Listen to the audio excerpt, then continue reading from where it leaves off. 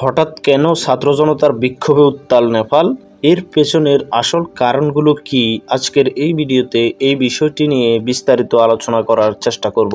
সাম্প্রতিক সময়ে নেপালে দেখা দিয়েছে এক অদ্ভুত পরিস্থিতি। সড়কে নেমেছে হাজারো তরুণ ছাত্র জনতা। কেন এই বিক্ষোভ? কিসের জন্য এত রাগ, হতাশা আর আন্দোলন? আজকের ভিডিওতে আমরা জানব নেপালের ছাত্র জনতার এই বিক্ষোভের আসল কারণ। বিক্ষোভের পটভূমি। 2025 সালের সেপ্টেম্বরে নেপাল সরকার হঠাৎ করে ফেসবুক, ইনস্টাগ্রাম, ইউটিউব, হোয়াটসঅ্যাপের মতো জনপ্রিয় সোশ্যাল মিডিয়া প্ল্যাটফর্ম বন্ধ করে দেয়। সরকার বলছে নিরাপত্তা ও নিয়ন্ত্রণের জন্য এটা জরুরি ছিল, কিন্তু ছাত্র ও তরুণরা এটাকে দেখছে মত প্রকাশের স্বাধীনতার উপর সরাসরি আঘাত হিসেবে।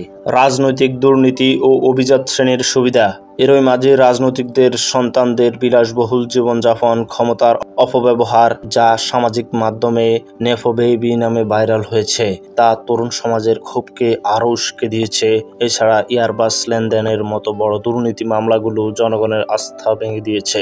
তরুণদের দাবি। জেনারেশন জি অর্থাৎ বর্তমান তরুণ প্রজন্ম বলছে তাদের ভবিষ্যৎ নিয়ে কেউ ভাবছে না। রাজনৈতিক সিদ্ধান্তে তাদের অংশগ্রহণ নেই, সুযোগ কম, আর দুর্নীতিগ্রস্ত ব্যবস্থা তাদের এগোতে দিচ্ছে না। তাই এই বিক্ষোভ শুধু সোশ্যাল মিডিয়া নয়, বরং গণতন্ত্রের অংশগ্রহণেরও দাবি। সহিংসতা ও দমননীতি। শান্তিপূর্ণভাবে শুরু হলেও পুলিশের টিয়ার গ্যাস, রাবার বুলেট ও দমননীতির কারণে পরিস্থিতি সহিংস হয়ে ওঠে। কয়েকজন নিহত, অনেকেই আহত হয়েছেন। সেনাবাহিনী পর্যন্ত নামাতে হয়েছে।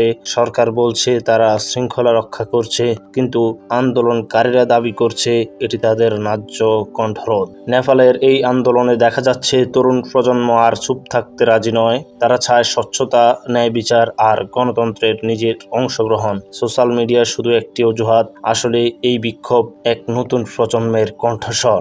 আপনার কি মনে হয় তরুণদের এই আন্দোলন নেপালের রাজনীতিকে বদলে দিতে পারবে? নিচে কমেন্টে জানান।